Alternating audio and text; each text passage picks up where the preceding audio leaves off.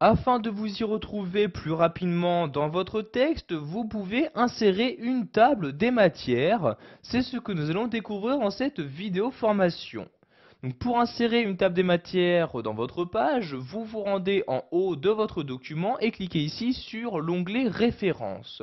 Une fois dans cet onglet, vous vous rendez donc tout à gauche de celui-ci et cliquez ici donc sur Table des matières.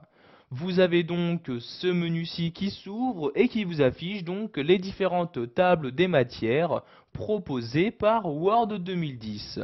Donc vous pouvez soit donc insérer une table des matières automatique, donc table des matières déjà créée donc par Word 2010, ou en créer une vous-même. Donc pour l'instant ici nous allons créer donc cette table des matières. Donc je clique donc dessus et vous pouvez voir celle-ci s'insérer automatiquement. Sachez que pour que les différents titres soient reconnus, vous devez avoir utilisé les différents styles de titres. En effet, vous voyez, si je descends, ici donc pour ce titre, j'ai utilisé le style titre 1, pour celui-ci titre 2, etc. Cela permet ensuite donc à Word 2010 de faire une incrémentation automatique des différents titres proposés. Donc pour supprimer maintenant cette table des matières, vous cliquez une fois dessus. Vous voyez ici donc je clique sur la table des matières, puis je clique en haut sur ce bouton là, et donc je me rends en bas, ici je clique sur supprimer la table des matières. Donc pour en ajouter une nouvelle, je retourne en haut à gauche et je clique de nouveau sur table des matières.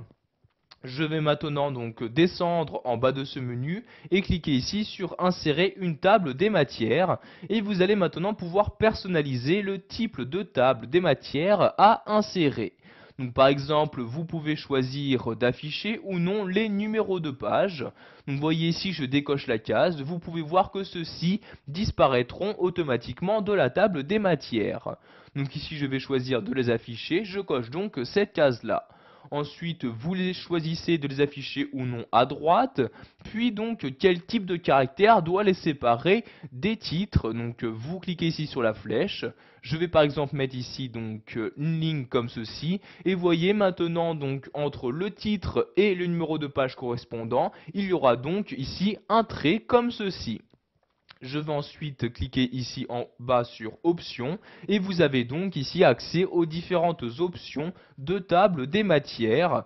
Donc vous pouvez par exemple appliquer un style. Pour ne pas en appliquer, vous décochez tout simplement cette case là. Donc ici, je coche cette case-là et je clique bien sur OK pour appliquer mes changements.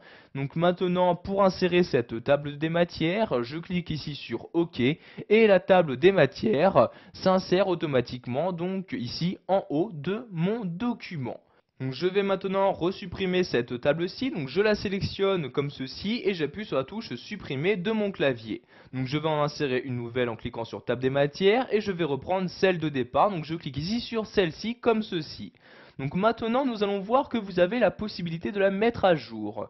Donc en effet si par exemple ici je descends et je supprime ici chapitre 1, donc vous voyez je le sélectionne et j'appuie sur la touche supprimer de mon clavier. Donc maintenant si je remonte, vous pouvez voir que la table des matières n'a pas été automatiquement mise à jour. Vous devez ici donc la sélectionner donc comme ceci et cliquer ensuite sur mettre à jour la table et voyez automatiquement donc cette table des matières a été mise à jour. En effet donc maintenant le chapitre 1 n'apparaît plus donc à l'intérieur de celle-ci. Voilà, vous savez maintenant comment utiliser et mettre à jour une table des matières sous Word 2010.